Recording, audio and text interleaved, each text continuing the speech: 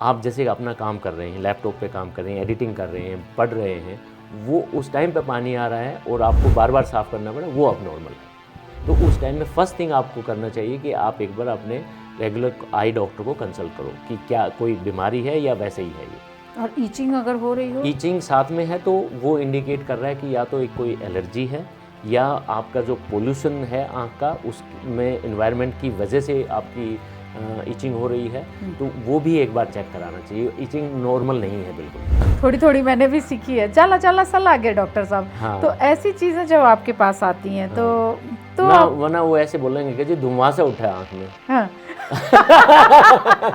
जी तो वो अगर मैं हूँ तो मैं समझ जाऊंगा इसका मतलब क्या है। जी। अगर वो कोई शहरी डॉक्टर है तो वो कहेगा भाई मैं क्या करूँ, इसका धुआंसा उठ रहा है, क्योंकि समझ में नहीं आ सकता। हाँ, तो वो क्या होता है, वो एक्चुअली क्या है, वो इन्फेक्शन है क्या है? नहीं, उसका मतलब यही है, उनका कहने का मतलब यही है कि देखो हमें ठीक नहीं दिख रहा, जो साफ दिख रहा था वो ऐसा नहीं दिख रहा है। अब जब आँखों में थकान होना शुरू हो जा रही है, आँखें दर्द होने लग जाती, कोई ऐसा देसी नुस्खा भी आप बना रहे हैं क्या? स्टेम सेल और ये सब तो आपने रिसर्च कर ली, कोई ऐसा देसी नुस्खा कि भाई आपकी आँखों से वाटरी आई है, बहुत ज़्यादा हो रही हैं, आँखें लाल हो जाती हैं, लाल लाल धागे से दिखते हैं आँखों में, कोई देसी नुस्खा बनाने की सोच रहे हैं, कोई आई ड्रॉप ऐसा करवाने की सोच रहे हैं कि हम लोग जैसे लोग जो 12-12 घंटे 20-20 घंटे स्क्रीन पे हैं, उनको राहत मिल सके? देखिए उसमें तो एक सिंपल, अगर आप थोड़ा सा कोई ज़्यादा दवा की ज़रूरत नहीं है उन सिचुएशन में। अगर आप जैसे स्क्रीन की तरफ देख रहे हैं तो उसको उस टाइम पे एवरी 2 आवर्स एक 2 मिनट्स का गैप दो, पीछे बैठो और आंख बंद करो, खोलो। ये एक एक्सरसाइज है ब्लिंकिंग, एटलीस्ट 10-15 टाइम्स करो in 2 minutes and then you can start working again. 99% आपका ठीक रहेगा। चश्मा आपके नाक पे अगर चढ़ गया, आंखों पे चश्मा है, तो लोग मान लेते थे कि 40 साल के ये हो गए। नहीं, समझदार हो गया। समझदार हो गया 40 के नहीं, आप समझदार समझदार हो गए। हाँ। लेकिन मतलब एक एज बनी हुई थी कि 40 साल के जब हाँ जी, आप हाँ जी, होते हाँ जी, हैं तो हाँ जी। आपकी आंखों पे चश्मा लग जाता है। हाँ। तो क्या ये वो सिक्रेशन से जुड़ा हुआ है कि वो एज हो जाती है और आँख से जो ग्लैंड्स निकल रहे हैं वो कम हो जाते हैं? जो नहीं, वो अलग है, एक मुद्दा है उसका। साइंटिफिक बेसिस ये है कि हमारी आँख के अंदर एक लेंस होता है, वो बहुत मैलिएबल, मतलब उसको शेप चेंज कर सकता है। जब हम यंग होते हैं तो अगर चश्मा नहीं है तो हम दूर का भी, नज़दीक का भी, पढ़ाई का भी इमीडिएटली फटाफट कर सकते हैं। जैसे एज बढ़ती है तो वो लेंस हार्ड हो जाता है और वो शेप चेंज नहीं कर पाता। ये जब अराउंड 40, जब आपको नज़दीक का नहीं दिखता, मे भी भगवान आपको मैसेज दे रहा है कि बारीकियाँ मत देखो, दूर का व्यू रखो ज़िंदगी में, लॉन्ग व्यू रखो और खुश रहो। जब आप दुनिया की चकाचौंध देख रहे हो और अचानक आपकी आंखों की रोशनी चली जाए, तो आपकी सिर्फ आंखों की रोशनी नहीं चल जाती, पूरी दुनिया ही अंधेरी हो जाती है। आपको लगता है कि सब कुछ खत्म हो गया, होप खत्म हो गई, सेल्फ रिस्पेक्ट चली गई, कॉन्फिडेंस चला गया, और हर दूसरे मिनट लगता है कि अब क्या होगा। आप चल नहीं पाते, आप देख नहीं पाते, हम सोच भी नहीं सकते कि जिनको देखना था, जो देख रहे थे, कल तक देख रहे थे, वो आज नहीं देख पा रहे, उनकी ज़िंदगी में क्या कुछ कैसा चल रहा है। ऐसे में होप होते हैं वो डॉक्टर्स जो उनकी आंखों की रोशनी के लिए काम करते हैं। हमने आज अपने स्टूडियो में बुलाया है ऐसे ही मसीहा को, जिसने अनगिनत केसेस किए हैं और अनगिनत लोगों को आंखों की रोशनी दी है। उन लोगों को आंखों की रोशनी दी है जिन पे पूरे दुनिया के डॉक्टर्स ने हाथ खड़े कर दिए और कहा कि ये नहीं हो सकता। और अमेरिका से एक डॉक्टर आता है और वो कहता है कि आप हमारा इंतज़ार कर रहे हैं, आपके देश में एक ऐसा डॉक्टर है जो आपकी आंखों की रोशनी लौटा सकता है। और फिर उसकी खोज शुरू होती है। जी, ये हैं डॉक्टर वीरेंद्र सांगवान, जो पिछले 30 सालों से आँखों की दुनिया में हर दिन मिरेकल कर रहे हैं। डॉक्टर साहब, बहुत बहुत स्वागत है आपका। और जितना मैं आपकी राज रोशन पुजारी जी के द्वारा लिखी हुई किताब पढ़ रही हूँ, अनबाउंड, हर एक पन्ने पे आपकी वो मेहनत, आपके हरियाणा का लाल जो 6 साल की उम्र में कभी बोल गया कि मैं माँ तुम्हारी आंखों की रोशनी और आंखों को ठीक करूँगा, उसकी एक एक कहानी जो है ना रोमांचित कर रही है। मुझे लगता है सभी को, हमारे दर्शकों को भी ये जानना चाहिए। ये इनके ऊपर किताब भी लिखी गई है और इसको पढ़ने के बाद आपको पता चलेगा कि ये डॉक्टर साहब आखिर कितना चमत्कार कर चुके हैं। कुछ ऐसे चैप्टर्स भी मिलेंगे जिसमें आपको पता चलेगा कि भगवान की फ़ोटो, माता पिता की फ़ोटो के साथ इनकी फ़ोटो पूरे परिवार ने रख रखी है अपने वॉलेट में। तो ये है वो डॉक्टर वीरेंद्र सांगवान जो आज हमारे साथ हैं और आपको बताएंगे कि उन्होंने क्या क्या कमाल कर दिया। और एक रिसर्च चल रही है, उससे तो मुझे लगता है कि पूरी दुनिया में अगर वो रिसर्च सक्सेसफुल भी हो चुकी है, आधी से ज़्यादा ह्यूमन पे ट्रायल चल रहा है, अगर वो सक्सेस हो जाता है तो पूरी दुनिया में डॉक्टर सांगवान पहले वो मेडिकल साइंटिस्ट होंगे जिन्होंने आँख की रोशनी वापस देने का, बीड़ा उठाने का जो सपना बचपन में देखा था वो पूरा कर दिया। कई असंभव चमत्कार आपने कर दिए। कुलदीप का मामला हो, जो डीटीसी बस वाला हो, या मधुकर का, या आशुतोष का, कहाँ से ये एनर्जी आती है और किस तरह से जब वो सारे होप खो के आपके पास पहुँचते हैं ऐसे पेशेंट, फिर आप कहाँ से मुमकिन नहीं को मुमकिन कर ले जाते हैं डॉक्टर साहब? थैंक यू पूजा जी, आपका बहुत बहुत शुक्रिया मुझे आज यहाँ बुलाने का, और आपका शुक्रगुजार हूँ कि आपने हमारी बुक पढ़ी और इससे प्रेरणा पा रहे हैं आप। देखिए, मेरा एक ही सिंपल एजेंडा है ज़िंदगी का। वो ज़िंदगी का एजेंडा है कि जो मेरे पास मरीज़ आता है तकलीफ़ के साथ, मैं उसकी समस्या का समाधान कैसे करूं, एक ही है। और वो बुक में है, हमारी बुक्स में है, उसका सोल्यूशन नहीं है, मैं ये इससे परवाह नहीं करता। मुझे ये लगता है कि भाई मैं इसका ठीक कर सकता हूं तो कोई ना कोई रास्ता निकालेंगे। और जो आपने नाम लिए, चाहे वो मधुकर हो, चाहे आशुतोष हो, चाहे Kuldeep Singh DTC bus driver हो, उनकी कहानियाँ ऐसे ही थी। और वो चैलेंज मुझे, जब मैं कर रहा था मुझे चैलेंज नहीं लगा, मुझे लगा मैं तो अपना काम कर रहा हूँ। बाद में ऐसे जब पढ़ने लिखे या आप पेपर्स में आने लगे तब पता लगता है ये चमत्कार है, नहीं तो हम तो अपना काम ही कर रहे हैं। लेकिन कुलदीप वाला मामला मैं अपने दर्शकों को बताना चाहूँगी। 2005 का वो दिल्ली का डीटीसी ब्लास्ट, आपको याद होगा जब सीरियल ब्लास्ट हो रहे थे, एक बस ड्राइवर ने 70 लोगों की जान बचाई और वो बस का जो बम रखा हुआ था वो लेके दौड़ा और वो ऐसी जगह फेंकना चाह रहा था जहाँ से आबादी ना हो। वो हाथ में उसके ब्लास्ट हो जाता है और उसके आंखों की रोशनी चली जाती है फेंकते ही फेंकते। सारी होप खत्म हो चुकी थी, सबने हाथ खड़े कर दिए थे। देश के हर एक डॉक्टर ने, जिन्होंने भी उन्हें देखा, उन्होंने ना कर दिया था। फिर वो मामला पहुंचता है डॉक्टर वीरेंद्र सांगवान के पास और आज वो देखने की स्थिति में है। तो डॉक्टर, आपको क्या अभी भी वो कुलदीप थैंक यू कहने आते हैं, या ये मामला जब बढ़ गया उसके बाद फिर आप नई मंजिल की ओर निकल पड़े? देखिए, ये मामला बहुत पुराना है, 2005 के एंड की बात है। और कुलदीप का क्या हो गया था, बम ब्लास्ट की वजह से दोनों आँख चली गई थी। एक आँख तो जल के झुलस गई थी और दूसरी में थोड़ी बहुत किरण की आशा थी। तो हमने क्या किया, उस टाइम एक बहुत ही इंटरेस्टिंग टेक्नोलॉजी पे काम कर रहे थे और पेशेंट्स में लगा रहे थे। और दुनिया में हम ऐसे 1 या 2 सेंटर थे जो ऐसा काम कर रहे थे। स्टेम सेल्स, आप एक आँख से छोटा सा टुकड़ा लेते हैं और वो लैब में बड़ा करके वापस ट्रांसप्लांट करते हैं। बट कुलदीप की आंख में दोनों में ही ऐसा कुछ एरिया नहीं था कि कहाँ से लें, क्योंकि दोनों डैमेज थी। तो मुझे लगा जो आंख डेड है बिल्कुल, उसका एक एरिया ऐसा लगता है कि शायद ग्रो करेगा। मेरे जितनी भी टीम के डॉक्टर्स थे उन्होंने कहा सर ये तो हो ही नहीं सकता। मैंने कहा ट्राई करने में क्या जाता है। एक बार हमने उसका सैंपल लिया, लैब में बड़ा किया, फिर ट्रांसप्लांट किया। कुलदीप को उससे 30-40% के करीब नज़र आया और वो 2 साल रहा। कुलदीप ने अपने बेटे को देखा, ये सब चीज़ें हुई। उसके बाद वो फेल हुआ, उसके बाद फिर हमने और कुछ किया। तो ऐसे करते करते कुलदीप के कुछ साल निकले जिससे कि उनकी नज़र वापस आई। तो मुझे लगता है कि आप अगर रास्ता ढूंढते रहेंगे तो भगवान आपको कोई ना कोई रास्ता दिखाता रहता है। लेकिन स्टेम सेल थेरेपी की बात करें, फ्लाइंग आई हॉस्पिटल की बात करें, और बॉस्टन के प्रो थेरेपी की है ना, वो एक आप थेरेपी यूज़ कर रहे हैं जो कि मुझे लगता है कि बहुत गिने चुने लोग। और एक और मैं पढ़ रही थी कि फादर की आंख से आपने टिश्यूज़ लिए और अपने बेटे की आंख में डाला। हाँ। मुझे लगता है कि ये बिल्कुल मिरेकल है। दूसरी जगहों पे हमने बहुत पढ़ा, हार्ट के मामले में पढ़ रहे हैं आप, ब्लड ट्रांसफ्यूज़न में आप पढ़ रहे हैं, लेकिन आँखों के मामले में ये हो रहा है, ये मैंने इस किताब से ही जाना।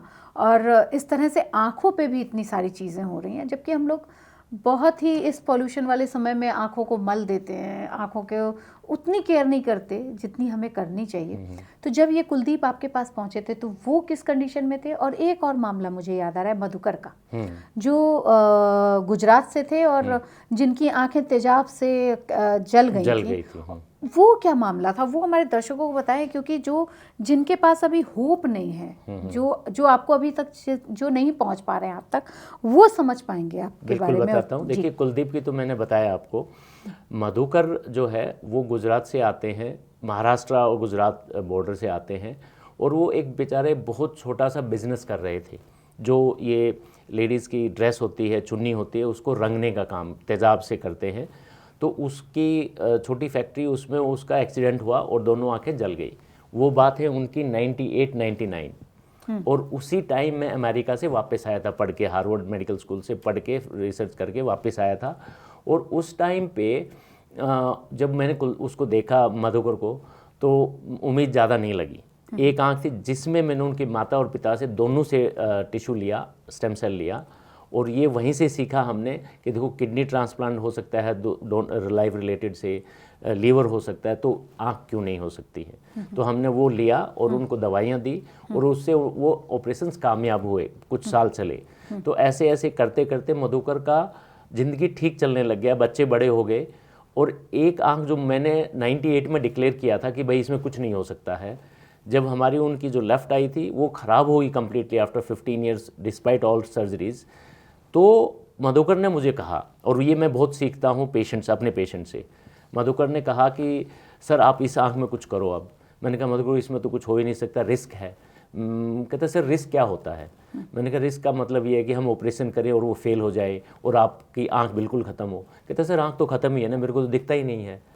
फिर मुझे लगा भाई ये आदमी समझता है। तो मैंने उसके आँख में बोस्टन केराटोप्रोस्थेसिस किया 2014 में, 2015 में। और मेरे आश्चर्यजनक, मेरी आशा के विपरीत उनका रिजल्ट बहुत अच्छा आया, और जो अभी भी चल रहा है। तब उन्होंने मेरे को एक बात कहा था कि सर देखो अब ये आँख बचे ना बचे, मेरा घर बन गया, मेरे बच्चे बड़े हो गए, मैं अब अंधा भी रहूँ तो मुझे फ़र्क नहीं पड़ता।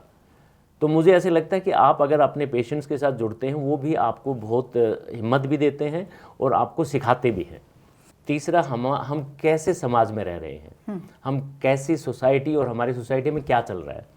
तो अगर आपको चारों तरफ दिखता है कि लोग पैसा बना रहे हैं, किसी भी चीज़ को कुछ भी चार्ज कर रहे हैं, आपका पॉलिटिकल सिस्टम, आपका ब्यूरोक्रेसी, आपकी पुलिस, आपके ये, तो हर चीज़ हम उससे अफेक्ट होते हैं। तो मुझे लगता है कि ये डीग्रेडेशन जो है या डी जनरेशन है, ये एक ओवरऑल मुझे लगता है।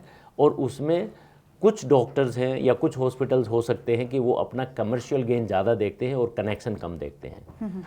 मैं जहाँ तक रहा हूँ, जिस हॉस्पिटल में मैंने काम किया है, चाहे वो फ्लाइंग आई हॉस्पिटल हो, चाहे वो LV प्रसाद हो हैदराबाद में, या अब डॉक्टर सर ऑफ चैरिटी, मैं ऐसी जगह काम करता हूँ या करना चाहता हूँ जहाँ पे मैं डॉक्टर सब के लिए बन सकूँ, सिर्फ अमीर लोगों के लिए नहीं। मैं जिसकी हेल्प करना चाहता हूँ मैं दिल से कर सकूँ, चाहे वो पैसे दे सकता है या नहीं दे सकता। तो वो अपनी अपनी चॉइस है। ओके। अभी आप एक नया रिसर्च कर रहे हैं जिसमें 4 कंपनियां लगी हुई हैं, और मुझे बताया गया कि आप बहुत आगे तक, मतलब एनिमल ट्रायल तक हो चुका है, और अगर वो सक्सेस हो जाता है ह्यूमन पे, तो वो बहुत बड़ी क्रांति होगी। और जिसके लिए मैंने बात भी की, आर्टिफिशियल कॉर्निया डेवलप हो रहा है, वो कैसे बड़ी क्रांति लाने की तरफ आप बढ़ रहे हैं, और वो अभी आपको क्या लग रहा है? क्योंकि जैसे ही पेटेंट कराने की बात आती है तो हमारा देश बहुत पीछे चला जाता है। तो उस पर आपका क्या चल रहा है कि वो क्रांति क्या होगी? चलो उसके बारे में आपको बताता हूँ। देखिए, कॉर्निया ट्रांसप्लांटेशन, या हम बोलते हैं ना आँख का ट्रांसप्लांट करना जी, वो एक सिर्फ आँख पूरी ट्रांसप्लांट नहीं होती है। सिर्फ उसमें कॉर्निया एक जो आउटर पार्ट है, जो हमें आप आँख के अंदर देखेंगे सिर्फ ट्रांसपेरेंट हिस्सा दिखता है, उसको कॉर्निया बोलते हैं। जो ब्लैक वाला पोर्शन, हाँ ब्लैक पोर्शन है। ब्लैक वो आइरिस का कलर है, बट कॉर्निया ट्रांसपेरेंट है, तो इसलिए आपके अंदर का आँख का कलर दिखता है ब्लैक। ओके। तो वो वही ट्रांसप्लांट होता है, वही हम डोनेशन में लेते हैं। तो अभी क्या हालत है हमारे देश में, और जबकि हमारा देश ऐसा देश है जिसमें सबसे ज़्यादा कॉर्निया ब्लाइंड पीपल हैं। हमें हर साल कम से कम 2 से 3 लाख ऑपरेशन करने की ज़रूरत है। हम कर कितने रहे हैं? 30 से 40 हज़ार, 50 हज़ार मैक्सिमम। तो हमारा बैकलॉग और वेटिंग पीरियड बढ़ता जा रहा है। तो अब अगर अपने पास टिश्यू नहीं होगा ट्रांसप्लांट करने के लिए तो क्या करें?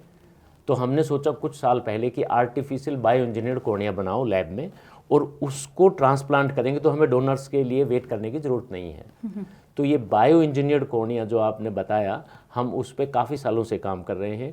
लेकिन अब 2014 से एक कंपनी के साथ, पेंडोरम कंपनी करके है, वो स्टार्टअप है बेंगलोर से, उनके साथ बन के हम लिक्विड कॉर्निया बना रहे हैं। लिक्विड कॉर्निया मतलब वो जेल टाइप है और जैसा आपकी आँख की बीमारी है उसको साफ करके वहाँ पे डाल दो और वो वहीं सॉलिड बन जाएगा, ट्रांसपेरेंट रहेगा, स्टिचेस नहीं लगाने, रिजेक्ट नहीं होगा।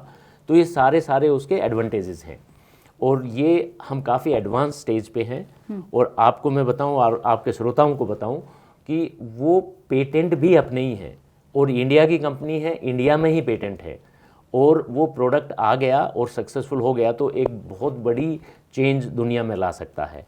और मुझे लगता है हम उस सफलता के बिल्कुल नज़दीक खड़े हैं। तो मैं ये कह सकती हूँ कि जिस तरह से भारत ज़ीरो जो है दुनिया को भारत ने दिया, आने वाले समय में रोशनी जो है वो भारत से और डॉक्टर वीरेंद्र सांगवान की टीम की तरफ से जाएगी।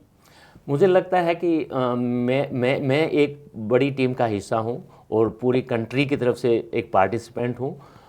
तो मुझे लगता है कि जैसे वो कंपनी का क्या है, वो हमारा जो इंडिया है जैसे गवर्नमेंट सिस्टम है उसका भी हिस्सा है। उन्होंने उनको प्रोत्साहन दिया, उनको ग्रांट दिया है पेंडोरम को, फिर इंडियन जो इन्वेस्टर्स हैं वो पैसा दे रहे हैं। तो मुझे लगता है ये एक गिफ्ट होगा, जैसे जीरो बता रहे हैं आप, वैसे ही एक गिफ्ट होगा इंडिया की तरफ से रेस्ट ऑफ द वर्ल्ड। जैसे हमने योगा एक गिफ्ट है, इसी तरीके से एक बड़ा गिफ्ट होगा और मुझे लगता है वो बहुत बड़ा योगदान होगा इंडिया की तरफ से। तो उसके लिए तो अभी से शुभकामनाएं और बहुत सारी दुआएं पूरी टीम को कि ऐसा कुछ हम कर जाएं जिससे कि पूरी दुनिया में जितने भी इस खूबसूरत दुनिया को देखने से मोहताज रह गए हैं लोग, उनको वो रोशनी की किरण डॉक्टर वीरेंद्र से की और उनकी पूरी टीम के साथ देखने का मौका मिले। सर आप चले एक मिनट में आपको थोड़ा सा ऐड करना चाहूँगा इसमें। जी। देखिए जो स्टेम सेल हमने एक बार जिक्र किया कुलदीप के, हमने सेल्स को लैब में बड़ा करके लगाने का काम किया था, 2001 में स्टार्ट किया था वो। और वो काम उस टाइम पे और अभी भी बहुत कटिंग एज, बड़ी एडवांस टेक्नोलॉजी है, बट उसके साथ बहुत एक्सपेंसिव है। तो हमने उसको क्या किया कि ये इसका सस्ता कैसे हो, सो दैट सब लोग कर सकें, सब डॉक्टर कर सकें। तो स्टेम सेल का हमने एक ऐसा तरीका निकाला 2012 में, बिटवीन 2010 और 12 के बीच में, कि आप स्टेम सेल लैब में ग्रो करने की ज़रूरत नहीं है, सेम काम आप पेशेंट के आँख में कर सकते हो। अच्छा। और उस टेक्निक को बोलते हैं SLET, simple limbal epithelial transplant. तो वो technology made in India for the world is already there for last 12-13 years and अब कम से कम दुनिया के 50 से ज़्यादा देशों में प्रैक्टिस होती है। उसके ऊपर 100 से ज़्यादा पेपर लिखे गए हैं, रिसर्च पेपर। तो हम उस डायरेक्शन में ऑलरेडी कुछ कर चुके हैं और ये जो लिक्विड कॉर्निया है ये और उससे बड़ा योगदान होगा। बहुत सारे, मतलब ये गूज़बम्स आने वाली बात है कि हम इस तरह की चीज़ें जिसको कि आँखों को लगातार लोग नज़रअंदाज करते हैं, सबसे सॉफ्ट, सबसे ज़्यादा खूबसूरती और दुनिया को देखने वाली जो चीज़ है उसको हम लगातार नज़रअंदाज कर रहे हैं। आपको क्या लगता है कि आँखों पे आज बच्चों के चश्मा चढ़ रहा है और क्या वजह है कि ये हमारी आँखें ऐसे कैसे कमज़ोर होती चली जा रही हैं? कहाँ पे कमी छूट रही है कि बचपन से ही आँखों पे चश्मा लगने लग रहा है? मुझे लगता है कि उसका सबसे बड़ा कारण है हमारा लाइफस्टाइल और बच्चों को जो स्क्रीन टाइम। अब बच्चा 1 साल का है, 2 साल का है, पेरेंट्स भी क्या करते हैं या उनकी केयर टेकर जो हैं वो स्क्रीन दिखाने लग जाते हैं, जिससे बच्चा शांत हो जाता है। और जितना स्क्रीन टाइम होता है वैसा उतना ही ज़्यादा आपका जो नियर वर्क जितना ज़्यादा बचपन से करोगे उतना ही ज़्यादा चांसेस हैं आपके चश्मे का नंबर आएगा। अगर आप देखेंगे हांगकांग, सिंगापुर, चाइना, जापान, वहाँ पे चश्मे का दर जो है बहुत ज़्यादा है, 70-80% बच्चों को चश्मे का नंबर है। इंडिया में भी वो दर कोई 25 से 30% है, लेकिन बहुत जल्दी बढ़ रहा है, बहुत तेज़ी से बढ़ रहा है। और हमने देखा कोविड के टाइम में, जब कोविड का पीरियड था, क्योंकि घर बाहर नहीं जा सकते थे, तो बच्चों के जो पीरियड वो था उसके बाद ये चश्मे का नंबर बढ़ गया। तो आप ये कहेंगे कि जिस तरह से टेक्नोलॉजी आगे आ रही है और वर्क फ्रॉम होम है या फिर आप स्कूल फ्रॉम होम है, तो क्या वो हमारे बच्चों को, क्योंकि हमारी जो फ्रेंड्स वगैरह आती हैं उन सबके अब लिखने की तो परंपरा ही खत्म हो गई। जो हम लोग लिखा करते थे उनके बच्चों को टैब दे दिया जाता है और वो उससे पढ़ रहे हैं। तो ये बच्चों को आंखें ही कमज़ोर हो रही हैं या फिर उनकी सोचने समझने की शक्ति भी कम हो रही है? नहीं, मुझे लगता है उससे सोचने समझने की शक्ति, क्योंकि क्या होता है कि आप एक चीज़ पे फोकस रखेंगे तो आपकी creativity, appreciation for the nature, your surroundings is gone. तो मेरी सलाह तो ये है कि पेरेंट्स को, बच्चों को आप बाहर मतलब खेलने के लिए भेजिए, आउटडोर एक्टिविटीज़ को प्रमोट कीजिए विद होल फैमिली। तो उसमें आपको, आपके बच्चे की आंख भी स्वस्थ रहेंगी और चश्मे लगने के भी चांस कम हैं। अगर आप एग्जाम्पल देखेंगे, ऑस्ट्रेलिया में ये चश्मे का दर काफ़ी कम है। क्यों? क्योंकि वहाँ का कल्चर ऐसा है कि वो स्पोर्ट्स में बहुत ध्यान देते हैं। पेरेंट्स भी, बच्चे भी, भाई बहन भी, सब मिलके बाहर खेलते हैं। तो वहाँ पे ये चश्मे का incidence of myopia is very low compare to rest of the world. Bharat में कितनी तेजी से बढ़ रहा है? और अर्बन में और रूरल में दोनों में डिफरेंस है। अर्बन में कम है, रूरल में ज़्यादा है। अर्बन में ज़्यादा है, रूरल में कम है, क्योंकि वहाँ फिर भी कंपैरेटिवली अपॉर्चुनिटीज़ और कम है स्क्रीन टाइम की। लेकिन अब वो चेंज हो रहा है। मैं एक गांव से आता हूँ तो मैं देखता हूँ वहाँ पे ये सेम चीज़ें, वहाँ जो अपने को यहाँ शहरों में, वहाँ गाँव वालों में भी अभी ये चीज़ें हो गई हैं। अच्छा, आप विदेश चले गए थे यहाँ से पढ़ते हुए, और जब वहाँ से आपकी माँ ने आपको वापस बुलाया या दादी ने, और जब आप वापस आ रहे थे तो आपको लगा कि भाई मैं हरियाणा से इतनी मुश्किल से निकला, क्योंकि उस समय तो हरियाणा और भी पीछे रहा होगा, भले ही खेती किसानी के लिए बहुत आगे था। तो वो क्या मोमेंट था? और उसके बाद जब आप वापस आ रहे थे इंडिया, तो आपने क्या सोचा था कि आप क्या करेंगे? क्योंकि आप एक मिरेकल वहाँ 26 साल की उम्र में कर चुके थे, फ्लाइंग आई हॉस्पिटल का, जो कि वो भी मुझे लगता है कि अपने आप में एक आप पूरी दुनिया को आपने एक गिफ्ट ही दिया है, फ्लाइंग आई हॉस्पिटल। हाँ, मैंने उस पर काम किया। वो प्लेन जो था अमेरिका का है, वो एनजीओ है न्यूयॉर्क बेस्ड। तो मुझे भारतीय होने का फर्स्ट चांस मिला वहाँ पे काम करने का, और उसमें सिर्फ काम नहीं किया, मैं विद इन 6 मंथ वहाँ का मेडिकल डायरेक्टर बन गया। और यंगेस्ट मेडिकल डायरेक्टर उनका प्लेन का बना। और एक बार प्रेसिडेंट अब्दुल कलाम ने अपनी स्पीच में, किसी स्पीच में वो रेफरेंस दिया कि भाई इंडिया प्रोग्रेस कर रहा है, कि इंडिया के यंग इंडियंस ऐसे ऐसे लीड कर रहे हैं। बट मेरा वापस, पूजा जी, वापस आने का मेरी माँ या दादी ने नहीं कहा था, बट मुझे ही लगता था और मेरी वाइफ को लगता था कि भाई हम दूसरे कंट्री में नहीं रहेंगे, हम इंडिया के लिए बने हैं, तो पढ़ाई लिखाई करके वापस आ जाएंगे। और मुझे लगता है इसमें काफ़ी बड़ा योगदान मेरी वाइफ का है, वंदना का, क्योंकि उन्होंने बिगनिंग से ही ये बोला कि देखो हम पढ़ लिख के वापस जाएंगे, आपको हमें यहाँ नहीं रहना। और हम दोनों की वो सोच एक जैसी थी। बट वहाँ पे जाके थोड़ा सा जब कंफर्ट बढ़ने लगा, बच्चे थोड़ा सा बड़े हुए, एक दूसरा लड़का भी हो गया, तो लगने लग गया कि शायद मेरी वाइफ बोलने लगी शायद मैं भी 1-2 साल और रुक जाते हैं। फिर मैंने कहा देखो 1-2 साल और रुक गए फिर वापस नहीं जा पाएंगे। तो हमने डिसाइड किया कि वापस जाएंगे, और वापस जाके हम जैसा काम अमेरिका में करेंगे वैसा ही काम अगर इंडिया में करेंगे तो शायद हमारा इम्पैक्ट ज़्यादा होगा। अपनी ज़िंदगी और अपनी लाइवलीहुड कमाने, सैलरी कमाने के अलावा भी हम देश में कुछ चेंज ला सकते हैं। और मुझे लगता है कि हमने उस एरिया में लास्ट 30 ईयर्स में रिग्रेट नहीं है। हमने बहुत खुश हैं कि हम कुछ कर पाए। और अब जब आप साउथ में भी रहे और अब यहाँ हैं, दिल्ली में हैं इतने सालों से, और हरियाणा से आप आते हैं, तो आपको क्या चेंजेस आँखों के प्रति लोगों के लग रहा है, और किस तरह की बीमारियाँ ज़्यादा बढ़ रही हैं? फिर मैं धीरे से आपके पास कैटरैक्ट के लिए भी पूछूंगी। जी देखिए, जब जैसे मैं वापस आया तो सबसे पहले मैं हैदराबाद में ये LV प्रसाद में गया, क्योंकि वहाँ पे मैं पढ़ा था। जब मेडिकल कॉलेज से जाने के बाद वहाँ पढ़ के वहीं पहली बार गया, तो मुझे लगा कि LV प्रसाद जैसा संस्था इंडिया में हर स्टेट में होना चाहिए। इतने हाई क्वालिटी का और इतना एथिकल काम होता है। गरीब आदमी है तो उससे पैसा नहीं लेते हैं, हॉस्पिटल जो आ गए उनका सबका इलाज होता है, वापस नहीं भेजते हैं। और वहाँ पे मुझे रिसर्च करने का भी बहुत मौका मिला, मुझे ऑर्गेनाइजेशन ने बहुत सपोर्ट किया। वहाँ के लोग मुझे लगता है कि अपने नॉर्थ इंडिया के कंपैरिजन में थोड़े सिंपलर हैं और थोड़े एथिकल स्टैंडर्ड्स बेटर हैं। और उनका काम करने का तरीका भी थोड़ा सा डिफरेंट है। मतलब आपको बोल दिया तो काम करेंगे, और ज़्यादा आपने डॉक्टर ने उसको एडवाइस दिया वो फॉलो करेंगे।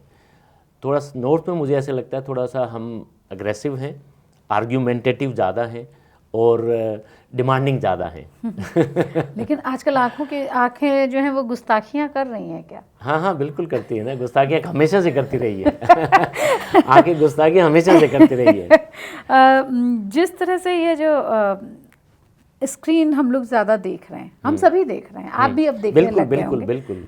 अब जब आंखों में थकान होना शुरू हो जा रही है, आंखें दर्द होने लग जाती, कोई ऐसा देसी नुस्खा भी आप बना रहे हैं क्या? स्टेम सेल और ये सब तो आपने रिसर्च कर ली, कोई ऐसा देसी नुस्खा कि भाई आपकी आंखों से वाटरी आई बहुत ज़्यादा हो रही हैं, आंखें लाल हो जाती हैं, लाल लाल धागे से दिखते हैं आंखों में, कोई देसी नुस्खा बनाने की सोच रहे हैं, कोई आई ड्रॉप ऐसा करवाने की सोच रहे हैं कि हम लोग जैसे लोग जो 12-12 घंटे 20-20 घंटे स्क्रीन पे हैं उनको राहत मिल सके? देखिए, उसमें तो एक सिंपल, अगर आप थोड़ा सा कोई ज़्यादा दवा की ज़रूरत नहीं है उन सिचुएशन में।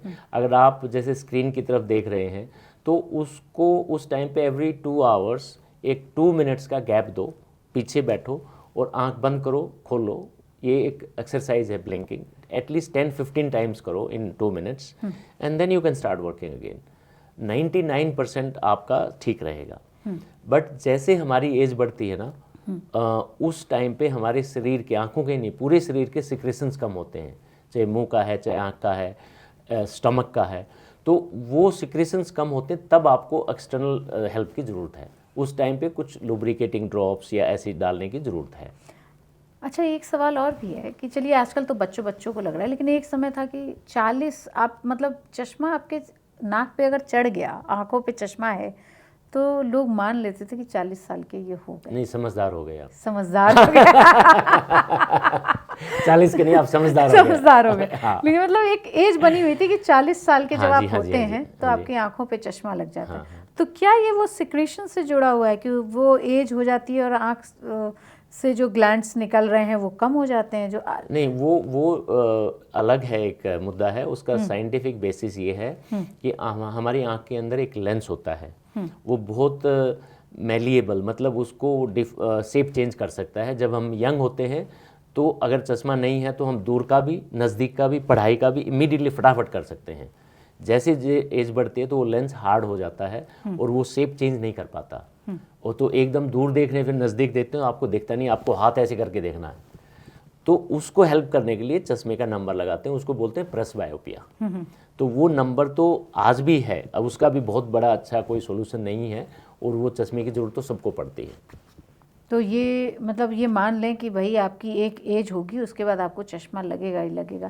लेकिन ऐसी कोई एक्सरसाइज भी तो होगी जो आपने ये अभी बताया कि आंख बंद करें खोलें हर 10-15-20 मिनट के बाद, ऐसी कोई एक्सरसाइज भी तो होगी जिससे कि आप अपनी आंखों की रोशनी को बढ़ा सकते हैं? वो एक्सरसाइज है, लेकिन वो मुझे नहीं लगता उसमें चेंज होगी। बट मैं उसको आपको एक फिलोसॉफिकल आंसर देता हूँ कि जब अराउंड 40, जब आपको नज़दीक का नहीं दिखता, मे भी भगवान आपको मैसेज दे रहा है कि बारीकियाँ मत देखो, दूर का व्यू रखो ज़िंदगी में, लॉन्ग व्यू रखो और खुश रहो। अच्छा, एक सवाल और आ रहा है कि लड़कियां काजल खूब लगाती हैं। हाँ जी, हाँ आजकल जी। वैरायटी ऑफ काजल मार्केट में मौजूद हैं, और हम लोग जब छोटे थे तो काजल घर में आपको भी लगाया गया होगा कि घर में दादी नानी काजल लगाती थी हाँ जी, हाँ और जी। उससे जो है आपकी आंखों की रोशनी बढ़ने की बात की जाती थी। लेकिन आजकल कहा जा रहा है कि ये आंखों के काजल जो है वो आंखों की ग्लैंड्स को ब्लॉक कर सकते हैं। और Yes. तो वो केमिकल वाले या घर वाले या दोनों ही खराब हैं? आई थिंक वो आपको डिपेंड करता है कि घर में बनाएंगे तो आपको पता है कि क्या इंग्रेडिएंट क्या डाल रहे हैं, और अच्छी क्वालिटी का डालेंगे। जैसे खाने का है, अगर आप घर में बनाते तो आपको पता है कि हर चीज़ आपके हिसाब से है, आप देख के करेंगे। उसी तरह वो काजल का बनाने का है, बाहर का है, आपको नहीं पता इंग्रेडिएंट कैसा है, क्वालिटी कैसी है, चाहे वो कैसी भी रेप्यूटेड कंपनी है, आपको उनका इंग्रेडिएंट का आइडिया नहीं है, क्योंकि उनका आइडिया है प्रॉफिट करना, मटेरियल को ज़्यादा बेचना। आपको यूज़ घर में बनाएंगे, आपको ये हमारे लिए है, नुकसान नहीं होना चाहिए।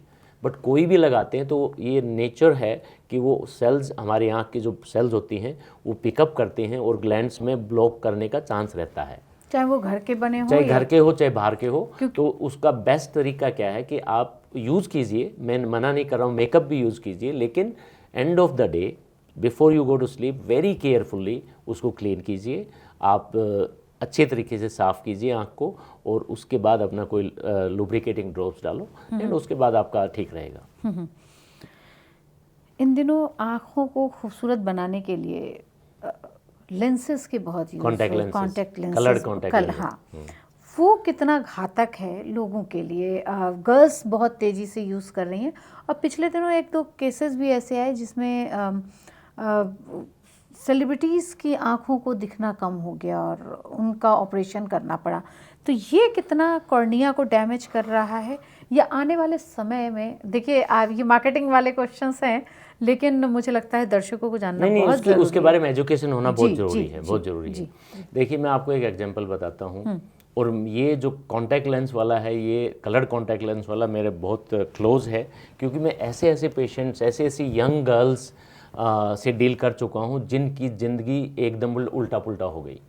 जैसे आपकी शादी होने वाली है और आप उससे पहले कलर्ड कॉन्टैक्ट लेंस पहन के फोटोग्राफी करना चाहते थे, और वो दोनों आँख इन्फेक्शन हो गए, कॉर्निया मेल्ट हो गए, आपकी लाइफ चेंज हो गई। एक बार बहुत पहले की बात है, मेरे पास बॉम्बे से एक लड़की आती थी, वो बार में डांस करती थी। तो वो कहती सर मुझे ना डिफरेंट कॉन्टैक्ट लेंस लगा के करना है। और फिर लड़कियां क्या करती हैं, उनको नॉलेज नहीं है तो वो एक दूसरे से चेंज कर लेते हैं, एक्सचेंज के, मेरा तू ले ले मैं तेरा ले लेती हूँ, and they don't clean. Some girls told me that they clean with saliva, थूक से अपने लेंस को साफ करते हैं। तो माउथ के जो सिक्रेशंस हैं वो तो बहुत ही डर्टी हैं, अनहेल्दी हैं, आँख में नहीं जाना चाहिए।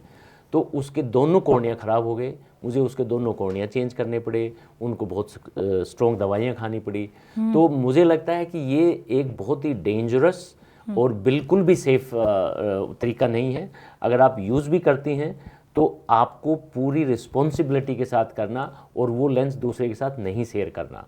और आपको अगर थोड़ी सी भी तकलीफ है, आँख लाल है, पानी आ रहा है, एकदम लेंस निकाल दो, चाहे कैसा भी लेंस है उसको निकालो और अपना कोई दवाई स्टार्ट करो, उसको डिले नहीं करना। सर आप बोल रहे थे कि आंखों से पानी आना, हाँ। ये बड़ी आम बीमारी हो गई। इवन मैं बैठी रहती हूँ, हाँ। मैंने बहुत बार नोटिस किया कि मेरी आंखों से पानी आ रहा है, हाँ। और मुझे लगता है कि बहुत सारे ऐसे हमारे दर्शक होंगे जो देख रहे होंगे, उनको भी ये प्रॉब्लम होगी, हाँ। क्या ये, और ये मुझे एक दिन में नहीं आ रहा, ये मुझे कंटिन्यूअस है, चाहे मैं कोई आई लुब्रिकेंट डाल रही हूँ तो भी 2-1 दिन ठीक रहता है, फिर तीसरे दिन से फिर पानी आना, और मुझे लगता है कि ये हज़ारों की संख्या में लोग होंगे। उनको क्या करना चाहिए? देखो, आँख में पानी आना बहुत अच्छी बात है, लेकिन आँख में पानी आके बाहर निकलना नॉट नॉर्मल। जो आपको ट्रबल करे, आपको बार बार साफ़ करना पड़े, तो ठीक नहीं है वो। तो उसके कारण क्या हो सकते हैं, कोई बीमारी हो सकती है। कई बार हमारा जो आँख का पानी ड्रेन होता है नाक में, उसका जो ड्रेनेज पाइप है उसको लैक्रिमल डक्ट बोलते हैं, अगर वो ब्लॉकेज है तो उससे कंटिन्यूस पानी आएगा। या आप बहुत इमोशनल हैं, आप मूवी देखने गए हैं, आप बहुत हंस रहे हैं, या बहुत सीन ऐसा है, तो उस टाइम पानी आना नेचुरल है।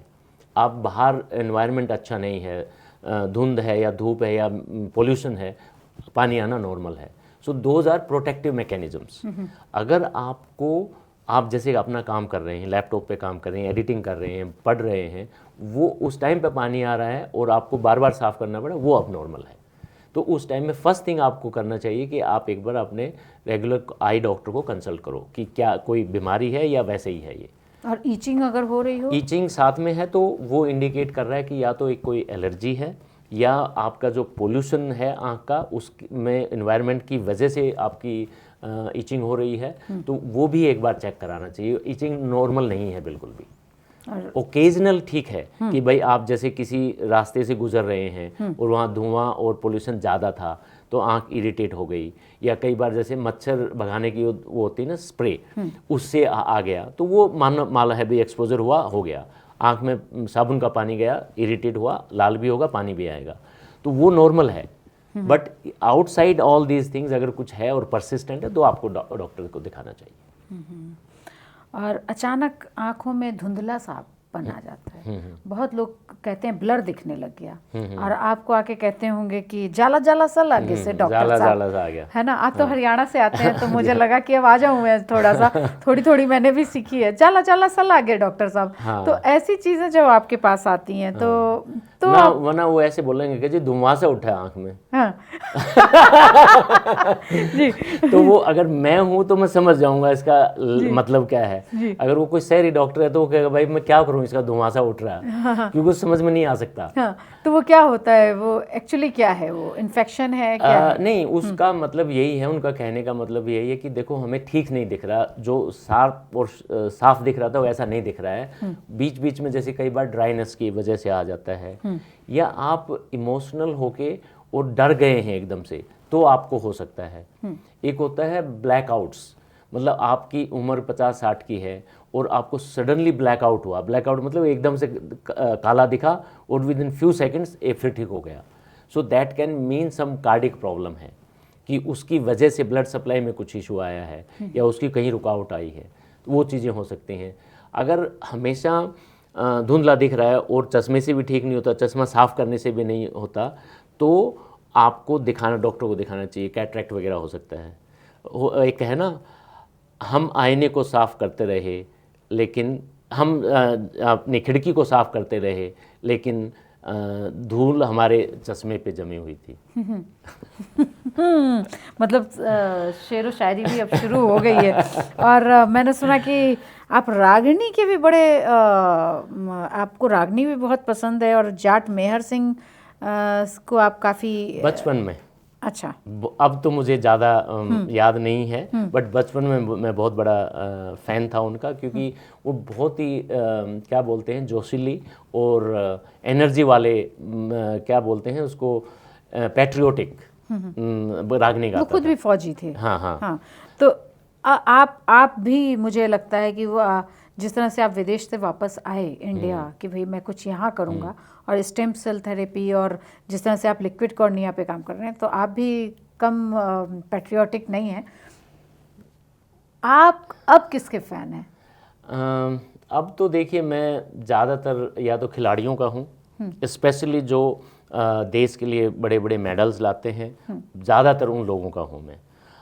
बाकी जो एक्टर एक्ट्रेसेस हैं उनकी कोई पिक्चरें देख लेता हूँ, वो मेरे कोई बहुत लाइफ हीरो नहीं है।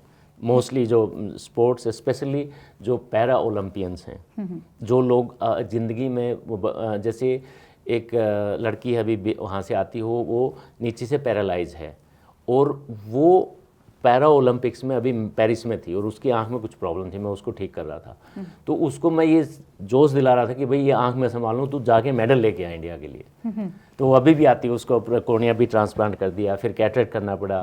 तो मुझे ऐसे लोगों की कहानियाँ और उनसे सीख, मतलब बात करने से बड़ा जोश आता है। तो वो हरियाणा के ही खिलाड़ी हैं या? नहीं, ये तो मध्य प्रदेश से है। हाँ, नहीं, और आप जिनके फ़ैन हैं। हाँ, मतलब मोस्टली, क्योंकि अगर आप देखेंगे तो मेडल इंटरनेशनल आते हैं तो 40-50 हरियाणा के प्लेयर होते हैं। छोटी सी स्टेट है। मैं नहीं बता रहा हूँ, ये तो मीडिया में है, डेटा अवेलेबल है। आप ओलंपिक्स देख लो, आप ये कॉमनवेल्थ देख लो, एशियन गेम्स देख लो। जी, तो आपका हरियाणा से कौन है खिलाड़ी जो, जिसके आप फ़ैन हो और जिससे आप मिलना चाहते हैं? सबसे बड़ा फ़ैन मैं सहवाग का रहा हूँ, वीरेंद्र सहवाग का। आज वीरेंद्र सहवाग बहुत खुश हो जाएंगे देख के। नहीं, मुझे ऐसे लगता है कि मेरी नेचर और पर्सनैलिटी वैसे ही है, जैसे वो बोलता है ना कि भाई मैं ना बॉलर को नहीं देखता हूँ, मैं बॉल देखता हूँ और मुझे ये पता है कि बाहर जानी चाहिए। तो इसी तरह जब मैं मरीज़ देखता हूँ, मैं ये नहीं देखता कि भाई, जैसे मैंने तो प्रेसिडेंट्स के भी आँख ठीक की हुई हैं, प्राइम मिनिस्टर की भी की हुई हैं, वाइस प्रेसिडेंट, गवर्नर्स, तो मैं उनको ऐसे ही देखता था कि भाई ये मरीज़ है और मैंने इसका ठीक करना है। इट डजेंट मैटर वो आप कहाँ से हो, आप गरीब हो, अमीर हो, कोई फ़र्क नहीं पड़ता। तो मुझे लगता है कि हमारा कनेक्ट उस लिहाज से आता है। अभी मुझे पता चला कि पिछले दिनों आपको बड़ी जगह से फ़ोन आया किसी नेता का, और आपने कहा कि अभी मैं मरीज़ देख रहा हूँ, जब समय होगा तो मैं खुद कांटेक्ट करूँगा। वो नहीं, ऐसी नहीं है, मैं इतना एरोगेंट नहीं हूँ, लेकिन मैं, मतलब मेरे एक ही प्रिंसिपल है, जो जिस चीज़ के लिए आया है उनका काम करो और अपना काम कर दो। उसके बाद मैं किसी नेता या अभिनेता या किसी के पीछे नहीं जाता हूँ। मैं सोचता हूँ कि सब अपने अपनी ज़िंदगी में अपना काम कर रहे हैं, तो मैं उसी तरीके से रहता हूँ। हरियाणा के लोग जो सीधे साधे तो होते हैं, जिद्दी भी बहुत होते हैं। आपको कब ये जिद आई कि मुझे डॉक्टर बनना है? मुझे जिद नहीं, वो तो याद नहीं है मुझे। मुझे लगता है मैं जब गांव में था तो मेरी माँ ने मुझे बहुत लेट बताया। 2013 में मैं कोई एक अपना सेल्फ डेवलपमेंट का कोई कोर्स कर रहा था, तो उसमें इंस्ट्रक्टर ने मुझे कहा कि भाई अपने माँ बाप को धन्यवाद दो। तो मैंने माँ को फ़ोन किया कि माँ धन्यवाद, तूने मेरे को पढ़ाया लिखाया बड़ा किया। कहते बेटा तुम बीमार है कि मैं कहा ना। कहते तू ये बावड़ी बावड़ी बात कैसे करे? मैं बोला नहीं, मेरे टीचर ने बोला ऐसे बोलने के लिए। कहती ना फिर कहती कि भाई तूने तो करके दिखा दिया। मैं क्या करके दिखा दिया? कहते मैं ना, तू छोटा सा था 5-6 साल का, जब मैं रोहतक गई थी दिखाने आँख, मेरी आँख बहुत ख़राब थी। पहले दिन तो हम आगे धक्के खा के, किसी ने देखा नहीं। फिर अगले दिन गए, फिर भी इलाज नहीं हुआ। तो तूने खेत में थे हम, तूने ये कहा था कि माँ देखना एक दिन मैं बड़ा आँख का डॉक्टर बनूंगा, तो तूने करके दिखा दिया। फिर मुझे समझ आया अच्छा मैं इसलिए डॉक्टर बना, इसलिए कि मैं एक छोटे बच्चे ने डिक्लेयर किया था। तो देखिए कभी आपको समझ में नहीं आता आप क्यों क्या जो कर रहे हो क्यों करना चाहते हो। मे बी आपके बचपन में कोई घटना हुई या कोई ऐसी बात हुई है जिसको आपने इनर कॉन्शियस में चल रही है और आप अवेयर नहीं हो उसके। तो आप भूल चुके थे? मैं भूल चुका था, मुझे कुछ याद नहीं था। और वो मेरे की भावना अभी भी खत्म नहीं हुई कि माँ ने बताया है। अभी भी मैं अब 60 का हो गया हूँ और 30 साल हो गए प्रैक्टिस में। मुझे अभी भी लगता है कि मैं और अच्छा डॉक्टरी कैसे कर सकता हूँ, मैं लोगों की हेल्प कैसे कर सकता हूँ। आप देखिए आपको मोस्टली डॉक्टर्स अपना पर्सनल नंबर नहीं देते हैं। मैं हर पेशेंट को जो मांगता है, जो अमीर है गरीब है फ़र्क नहीं पड़ता, मैं सबको अपना नंबर देता हूँ। और जब भी वो कॉल करते हैं उनको जवाब देता हूँ या मैसेज लिखता हूँ या उनको बोलता हूँ मैं अभी ऑपरेशन कर रहा हूँ बाद में कॉल करता हूँ। तो मुझे लगता है कि जो कनेक्ट है ना वो आपका बनाने से बनता है। और एक सवाल और आ रहा है, एक कैटरैक्ट के बारे में जानना चाह रही हूँ मैं कि कैटरैक्ट बहुत ज़्यादा होता है एक एज के बाद, आजकल तो एज वो भी कम होती जा रही है। कैटरैक्ट में बहुत सारे मिथ्स भी हैं। बहुत सारे मिथ्स ये हैं कि ये लेंस अच्छा है वो लेंस ख़राब है, ये वाला डॉक्टर बहुत अच्छा है ये वाला डॉक्टर बहुत ख़राब है। बहुत बार ऑपरेशन करा के आते हैं वो सरकारी वाले जो कैंप्स लगते हैं और उसके बाद उनकी आंखों की रोशनी चली जाती है और फिर कुछ लोग तो पूरी तरह से ब्लाइंड हो जाते हैं। ऐसे में वो क्या करें और कौन सा ऑपरेशन, दर्शकों को जानना चाहिए कि कौन सा ऑपरेशन बहुत अच्छा है, किस तरह का ऑपरेशन कराना चाहिए, कहाँ से कराना चाहिए, और कैटरैक्ट का जो ऑपरेशन कराना हो तो लेंस का चुनाव कैसे करें? देखिए जो सफ़ेद मोतिया है उसको कैटरैक्ट बोलते हैं और एक काला मोतिया होता है उसको ग्लाकोमा बोलते हैं। तो सफ़ेद मोतिया जो है वो कोई बीमारी नहीं है। तो पहला मिथ तो यही है कि आपको किसी ने कहा कि आपको सफ़ेद मोतिया ऑपरेशन करा लीजिए, आप पहला क्वेश्चन ये पूछिए कि जब मेरे को नज़र ठीक है तो मैंने कि ऑपरेशन क्यों कराना है। कई बार आपको ये नहीं समझ में आता कि जो ऑपरेशन रिकमेंड कर रहा है डॉक्टर या हॉस्पिटल वो आपकी मदद के लिए कर रहा है या और कोई कारण है। तो सबसे पहला, और वो बड़ी कॉमन सेंस वाली बात है, आपको किसी से डरने की या जिद करने की या किसी से लड़ाई करने की ज़रूरत नहीं है। आपकी आँख है, आपकी बॉडी है, आप डिसाइड करो कि भाई हाँ आप डॉक्टर की सलाह ले लो, बोलो हाँ ठीक है सर हम सोच के बताएंगे। और कोई ऐसी इमरजेंसी तो होती नहीं है कैटरैक्ट में कभी भी। तो जब कराने की स्थिति आती है तो आपको पता लगेगा कि आपका चश्मे से नंबर इम्प्रूव नहीं हो रहा, आपको डे टू डे लाइफ में दिक्कत हो रही है पढ़ने में या टीवी देखने में या चलने में, तब आप उसके बारे में सोचना। नाउ क्वेश्चन कम्स कि आप कहाँ से कराएं। मेरे हिसाब से जब भी कोई भी शरीर, नॉट ओनली कैटरैक्ट ऑपरेशन, कोई भी शरीर में ऑपरेशन कराते हैं आपको एटलीस्ट 2 या 3 डिफरेंट डॉक्टर से सलाह लेनी चाहिए और फिर मैच करना चाहिए कि भाई रिकमेंडेशन सेम हो रही है कि नहीं। क्योंकि आपको ये इंटेंशन क्या है, क्यों रिकमेंड कर रहे हैं, आपको समझ में नहीं आ सकता। जब डिसाइड कर लिया अच्छी जगह से ऑपरेशन कराना है, डॉक्टर का हॉस्पिटल का दोनों का रेपुटेशन अच्छा है, पब्लिक ओपिनियन अच्छा है, रिव्यूज़ अच्छे हैं, तो आप और कोई कि आपने किसी ने फैमिली में या फ्रेंड्स में कराया उनसे सलाह लो। जब कराने की बात आती है तो मुझे लगता है कि आप ऐसे मत जाओ कि ये टेक्नोलॉजी लेटेस्ट है, इसमें लेज़र से होगा, इसमें नॉन टच टेक्निक होगा, वो चीज़ें बिल्कुल बेकार हैं। आप सिंपली ये डॉक्टर को बोलो भाई मेरा नज़र अच्छा आना चाहिए और आप बता दो हमारे लिए क्या सेफ़ है और क्या इफेक्टिव है। और आजकल एक नया ट्रेंड युवाओं में चला है कि वो अपने ग्लास को हटा देना चाहते हैं और लेंस पावर जो है लेसिक करा लेते हैं। वो कुछ दिनों बाद जाके जो है बहुतों की रोशनी चली जाती है, बहुतों को ब्लर दिखने लग जाता है, तो ये क्या है? देखो आपने जब कैटरेक्ट का भी बताया, सफ़ेद मोतिया का, उससे भी आँख खराब होती है, कॉन्टैक्ट लेंस पहनते हैं उससे। तो देखिए शरीर में कोई भी चीज़ करोगे आप, चाहे कैसा भी ऑपरेशन करोगे, आपको कॉम्प्लिकेशन होने का चांस है, और वो हर इंसान को पता होना चाहिए। जैसे आप ड्राइविंग करते हो तो देयर इज़ ए पॉसिबिलिटी कि आपका एक्सीडेंट हो सकता है आपके 20 साल में नहीं हुआ, बट कोई गारंटी नहीं है कल नहीं होगा।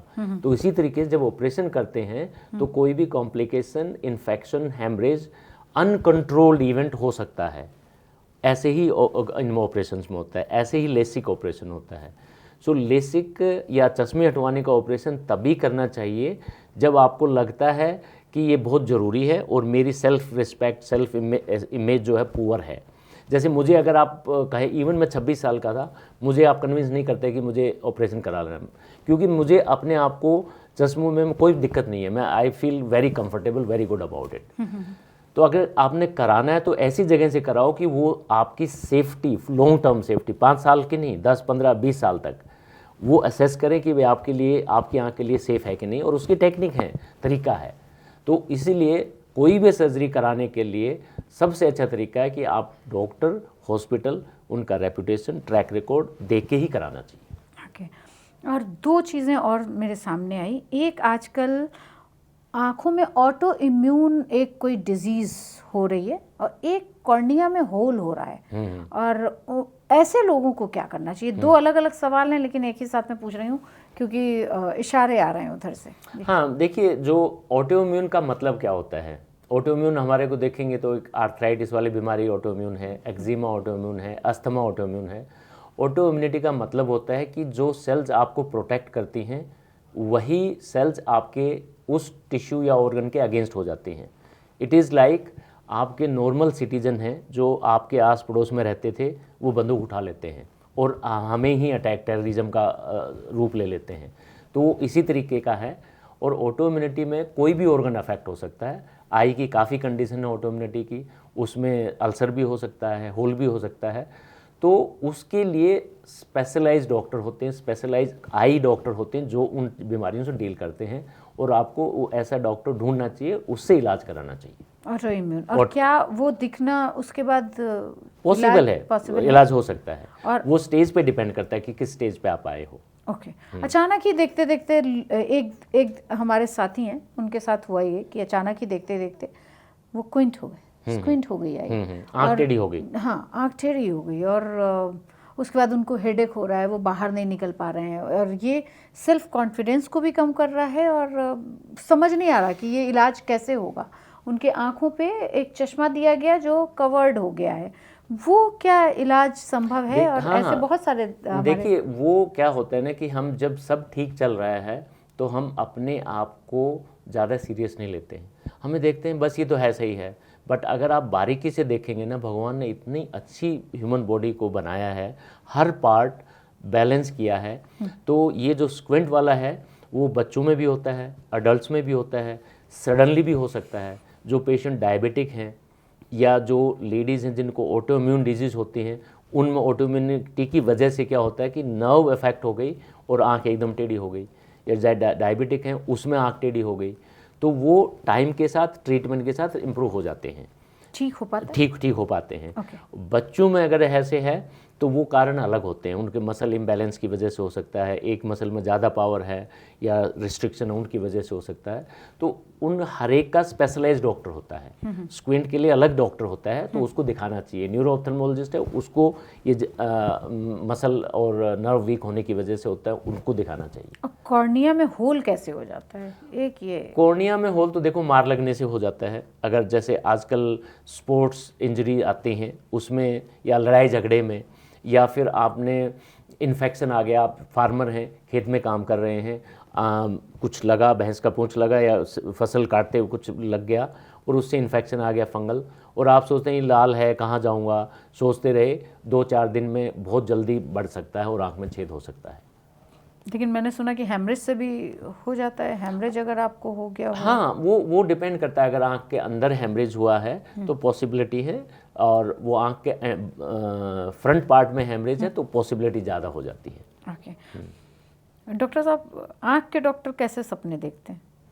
आँख के डॉक्टर सपने मेरे जैसा तो नहीं देखता। मैं तो सो जाता हूँ तो मुझे पता ही नहीं मैं कहाँ हूँ। और मैं सिर्फ उठता हूँ, सिर्फ ये है कि हाँ आज मुझे क्या काम करना है। अदरवाइज सपने तो आँख के हो, क्योंकि सपने आँख से नहीं देखते ना, सपने तो दिमाग से देखते हैं, आपके दिमाग में क्या चल रहा है। और ये जो हम लोगों ने तो बचपन में मुंगेरी लाल देखा था कि वो सपने देखता तो आंखें ब्लिंक करा करती थी। तो एक और सवाल बताइए कि क्या सचमुच गाजर खाने से रोशनी बढ़ती है या कम होती है?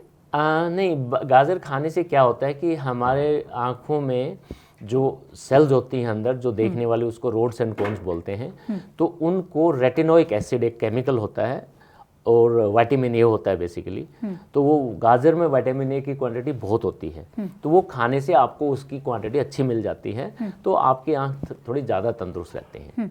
तो क्या विटामिन ए अपने खान पान में, आप हमें ये बताइए कि 5 चीज़ें हम फटाफट पूछेंगे, वो 5 चीज़ें बताइए जिससे आँख आपकी हमेशा अच्छी रहेगी, रोशनी बरकरार रहेगी। देखिए, अगर आप हर इंसान का हर एज और स्टेज के हिसाब से भगवान ने मैकेनिज्म ऐसा बनाया कि आँख हेल्दी रहती है, अगर आप उसके साथ छेड़खानी नहीं करते हैं। छेड़खानी कैसे करते हैं?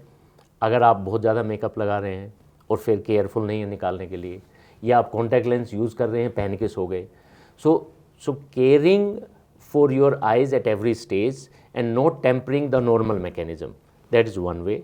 सेकेंड, आपको जब पढ़ रहे हैं तो लाइटिंग का ध्यान देना चाहिए कि लाइट कहाँ से आ रही है, कितनी आ रही है। कुछ बच्चे लेट के पढ़ते हैं और वो ठीक नहीं है क्योंकि उससे बैलेंस नहीं ठीक है।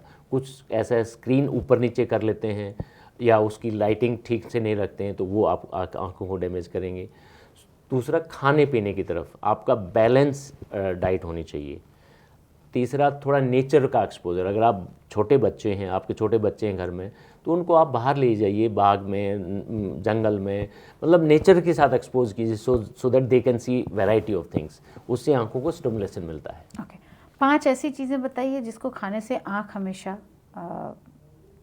रोशनी तो नहीं बरकरार रहेगी, 40 के बाद तो वो खराब हो जाएगी। रोशनी तो देखो 40 के बाद रोशनी भी बरकरार रहती है, लेकिन चश्मा लगाना पड़ता है। चश्मा लगाना, तो चश्मा लगाना इज नॉट ए बीमारी, वो कोई बीमारी नहीं है। वो सिर्फ आपकी, जैसे किसी की हाइट कम है, किसी की ज़्यादा है, तो आप वो ऐसा ही समझिए, वो कोई बीमारी नहीं है मेरे हिसाब से। वो बीमारी हम क्योंकि नॉर्मल नहीं दिखता तो इसलिए उसको बीमारी समाज लेबल कर देता है। ओके, तो 5 ऐसी चीज़ें जिसको खाने से हाँ आपकी आंखें हमेशा फिट रहेंगी, और 5 ऐसे एक्सरसाइज जिसको आपको रेगुलर करना चाहिए।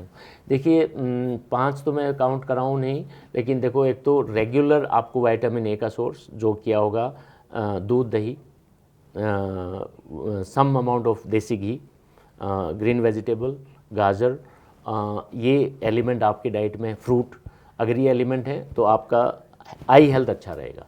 ओके, और 5 ऐसी एक्सरसाइजेस, उसमें ज़्यादा एक्सरसाइज मतलब आँख के लिए जनरली ज़रूरत नहीं होती है, बट अगर आप एनफ ध्यान देते हैं, जो उसको आई योगा बोलते हैं, जैसे आप स्ट्रेट देखिए, राइट लेफ्ट अप डाउन, जैसे मसल का मूवमेंट, हाथ का मूवमेंट है, ये 360 डिग्री करता है, उसी तरीके से आँख का मूवमेंट आप रेगुलरली करें, और आप थोड़ी सी variety of colours and variety of birds बाहर देखेंगे, स्पेशली यंग एज में, तो आपकी आंख का डेवलपमेंट और बेटर होगा। मतलब आप कह रहे हैं कि बाहर जाओ और आंखें, बाहर जाओ और आंखों को जो यूज़ भगवान ने बनाया उसको मौका दो यूज़ करने का।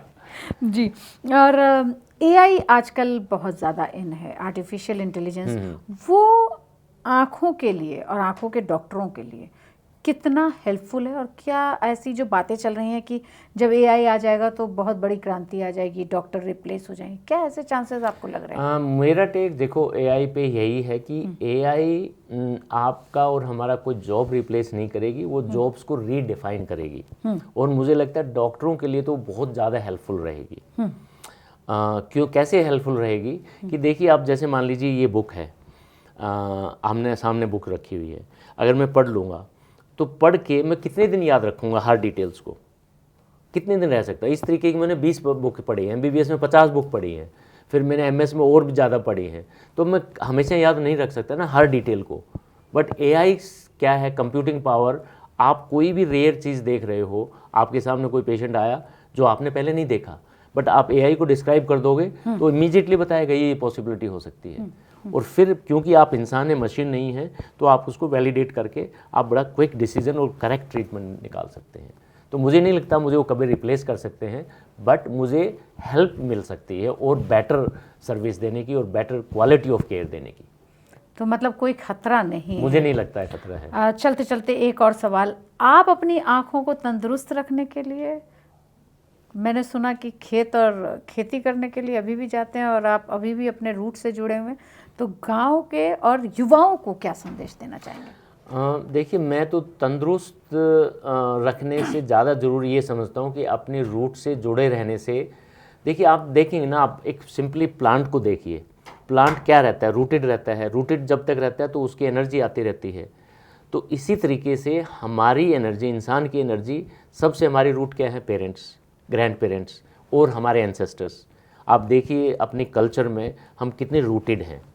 आजकल के नए बच्चों को शायद ये नहीं मालूम है कि श्राद्ध होते हैं, हम अपने पूर्वजों को खाना खिलाते हैं, पानी पिलाते हैं, पूजा करते हैं।